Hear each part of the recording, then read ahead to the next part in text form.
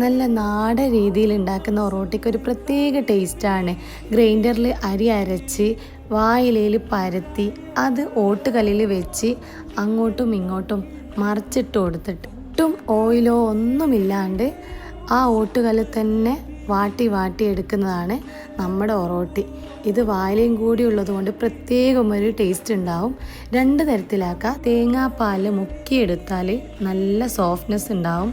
പിന്നെ നമ്മൾ പശു നെയ്യിൽ പുരട്ടിയിട്ട് കഴിക്കുമ്പോൾ അതിൻ്റെ പുറന്തോലെടുത്തിട്ട് നമ്മൾ വേറെ തന്നെ കറിയിൽ നല്ല മീൻചാറ്, മീൻ മുളകിട്ടത്, ഇറച്ചിക്കറി, ഇങ്ങനെ എല്ലാ കറികളോട് കൂടിയും പിന്നെ മുട്ടച്ചാറ്.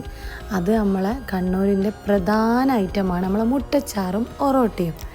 ഇതിൻ്റെ വീഡിയോ ഞാൻ ഇടുന്നതായിരിക്കും.